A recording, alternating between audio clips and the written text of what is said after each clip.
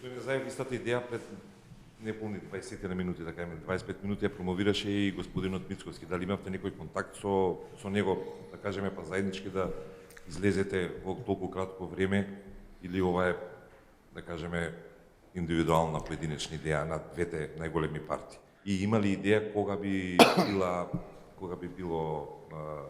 биле закажани предвремените избори? Добро, ова е поединечен акт нормално, со тоа што пресконференциите се најавуваат, а пресконференцијата на председателот на СДСМ беше најавена пред 1 сат и веројатно од такви причини е и Facebook статусот на господинот Мицковски, но добро, еве имаме заеднички ставови.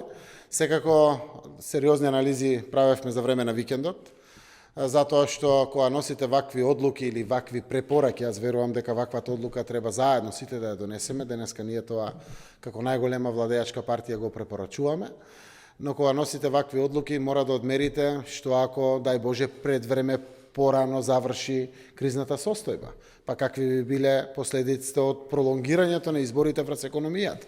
Мора да ги измерите, да ги извагате и затоа рековме секој одминат ден, како одминуваат, ќе имаме повеќе влезни информации да носиме одлуки, но дефинитивно тоа што се случува кај нас, добро е што е под контрола, добро е што е навистина професионално и експертски поставено и Министерството за здравство и целата влада и сите други јавни институции, па дури и граѓаните.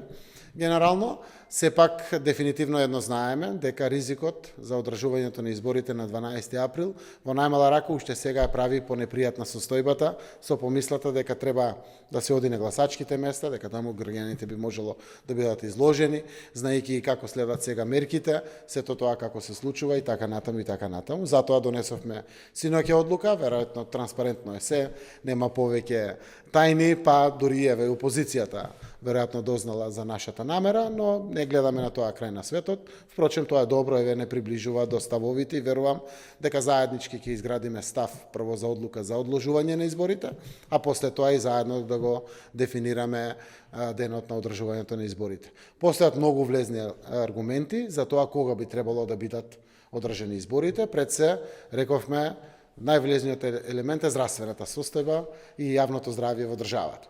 Министерот за здравје редовно информира, ги споделува своите информации, ги следиме трендовите од Кина до Западна Европа, Италија и така натаму како се случуваат. Сето тоа мора да не стави во состојба да го имаме во предвид, кога ќе определиме точен датум.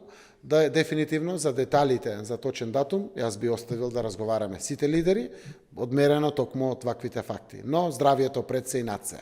Кога ќе биде стабилизирана состојбата, кога тоа ќе биде овозможено, пред се здравјето на граѓаните да биде обезбедено трајно, тогаш би можело да се одржат и изборите. Деталите штом ќе ги утврдиме, веројатно веднаш тоа ќе го закажеме. Јас реков дека денес има Совет за безбедност, таму Оливер Спасовски, Радмила Шекеринска, Никола Димитров ќе бидат присутни по функција, тие се членови на Советот за безбедност, ќе биде и министерот за внатрешни работи Чулев, кој што веројатно ќе ги пренесе информациите до ВМРО ДПМН, но веројатно ќе биде председателот на собранието заради ДУИ, а и другите членови на Советот за безбедност.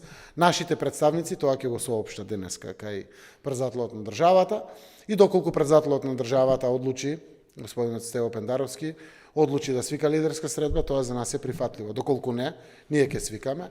Нека видат како е тоа согласно исто така кризните мерки, собирањето, дали има доволно дистанца да се организира, за да ги почитуваме. По пример, мерките заштитни од страна на владата дадени, секако јас верувам дека постојат начини како да се искоординираме и заедно да ги донесеме одлуките околу одложувањето и околу фиксирањето на новиот датум за одржување на воредните парламентарни избори.